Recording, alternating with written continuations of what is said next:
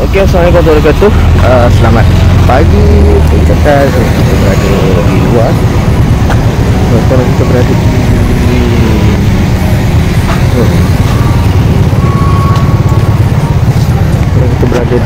kita berada di pejabat KWSP Sungai Petani.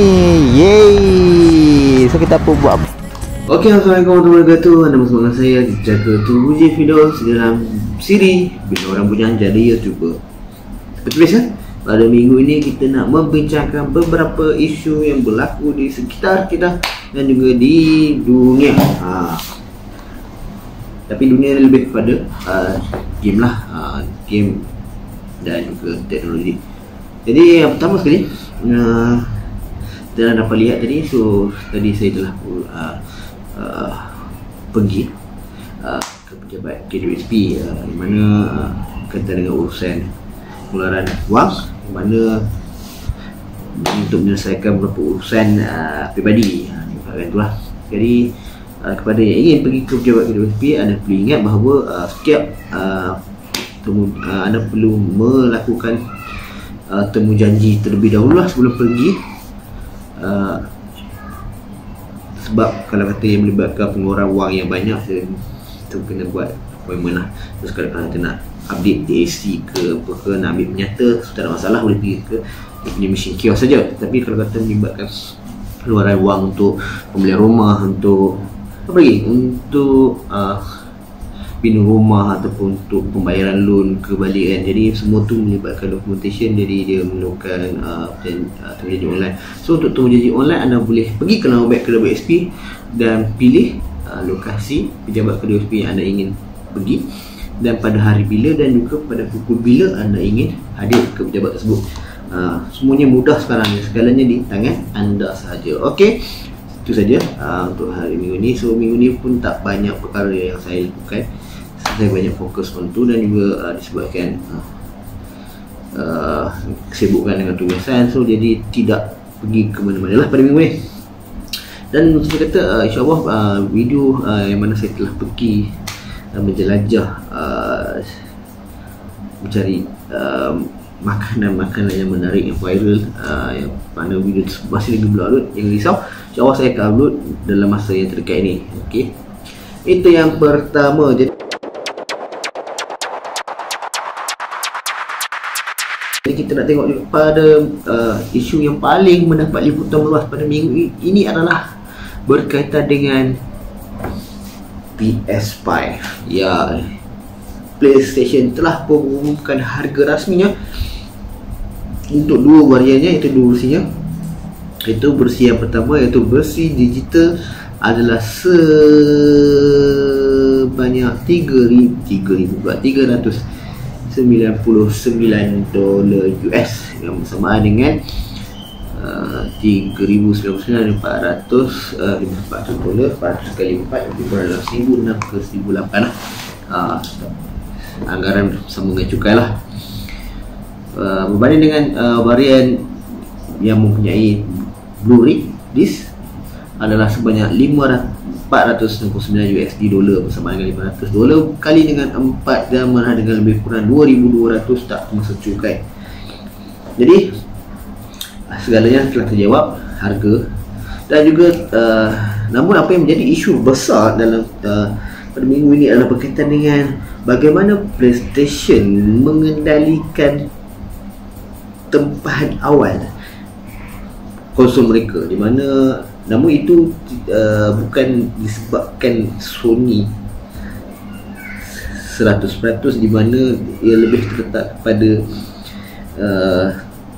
orang kata dia punya rakan distributor lah, yang mana telah pun sebaik saja 5 minit selepas, lebih kurang 9 minit atau 10 minit selepas saja pengumuman harga tersebut diumumkan, perang tempahan dibuka secara serta-merta. Ini menyebabkan ramai yang terkilan, terkecewa, tercedok semua adalah, di mana yang mengingatkan, sebab dalam pengumuman video tersebut kalau anda tengok, dia mengumumkan bahawa Twitter lah mengumumkan, CEO PlayStation mengatakan bahawa pada keesokan harinya, tetapi malangnya apa yang berlaku adalah tidak seperti yang dikatakan. Kebanyakan distributor seperti Walmart, betul apa lagi, Amazon telah membuka tebahan serta-merta kepada secara online, jadi menyebabkan orang berburu dan akhirnya ada yang terkecewa, ada yang tidak dapat memohon tempahan awal untuk konsol PS5 tersebut lah. Tapi apapun, baru saja keluar statement daripada PlayStation yang memberi jaminan bahawa unit PlayStation 5 akan ditambah dan juga pre-order akan dibuka semula sebaik saja unit tersebut available lah untuk kita tempah. Jadi pada anda semua jangan risau, sekiranya anda masih belum lagi membuat tempahan, so kita masih lagi ada peluang. Jadi kita tunggu saja berita, especially untuk di Malaysia. So untuk distribusi official di Malaysia, untuk mengumumkan bilakah kita boleh menempah untuk konsol PS5. InsyaAllah, kiranya tidak ada arah melintang, saya juga akan menempah satu unit untuk kegunaan peribadi lah. Dan insyaAllah mana anda boleh follow channel ini ataupun Facebook page saya untuk melihat sendiri, untuk saya berkongsi dengan anda semua bagaimana pengalaman menggunakan PS5, apakah yang berbezanya dan apakah yang menyebabkan dia menjadi generasi baru, dan kita tengok prestasi dia berbanding dengan PS4 Pro. Okey, itu yang kedua. Yang ketiga, kita cuba soroti berita-berita di sekitar kita. Yang pertama adalah berkaitan dengan COVID-19. So kita masih lagi mempunyai kes-kes yang agak banyak, khususnya di dua buah negeri di Malaysia, iaitu Kedah dan juga Sabah lah. Tapi yang paling terkesan sekali adalah daripada Sabah lah, di mana kita dapat lihat di Sabah sekarang ni berlaku terlampau banyak kes yang melibatkan kluster-klusternya, yang mana ada daripada depo tanah, ada daripada anggota kapal. Jadi semua tu agak membimbangkan lah. Jadi apapun kepada anda semua yang berada di negeri Sabah dan Kedah, supaya untuk berhati-hati dan juga menjaga pergerakan anda dan juga mengamalkan SOP yang telah dikeluarkan oleh KKM. Dan kita doakan sama-sama agar wabak ini dapat kita hapuskan dalam masa yang terdekat, insya-Allah. Dan kita juga dapat dengar berita berkaitan dengan vaksin. Ada dapat beberapa berita mengatakan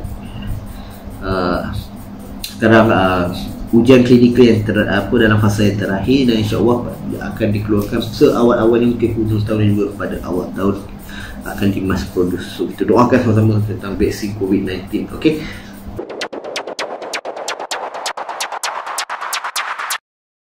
itu berkaitan dengan kes COVID kita.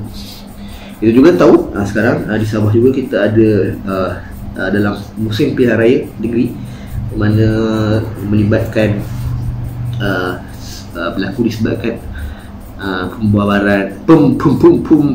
pembubaran DUN negeri Sabah, di mana disebabkan itulah kenapa berlakunya pilihan raya negeri Sabah, yang mana akan berlangsung insya-Allah pada minggu ini atau minggu depan, tak silap saya. Jadi apapun, pada rakyat Sabah, ujilah yang pemimpin yang layak untuk memimpin negeri anda semua. Saya tidak mahu berbicara berkaitan dengan politik. Jadi penting kita sebagai rakyat Malaysia mestilah memilih pemimpin yang terbaik untuk kesejahteraan kita bersama. Okey, itu saja. Rasanya itu sajalah untuk minggu ini, episod Bila Orang Menjadi YouTuber. Kita jumpa lagi pada minggu depan dalam episod Bila Orang Menjadi YouTuber yang akan datang. Saya Dijaga Tubuh Videos. Jangan lupa anda juga boleh follow saya di Facebook, itu Dijaga Tubuh Videos, ataupun anda juga boleh follow Instagram saya, itu Dijaga Tubuh juga. Dan jangan lupa follow channel saya KTF TN Hobby di YouTube dan juga Facebook page. Walaupun saya mengundurkan diri, iaitu Assalamualaikum warahmatullahi wabarakatuh. Ingat, game-game juga Tuhan jangan lupa. Bye.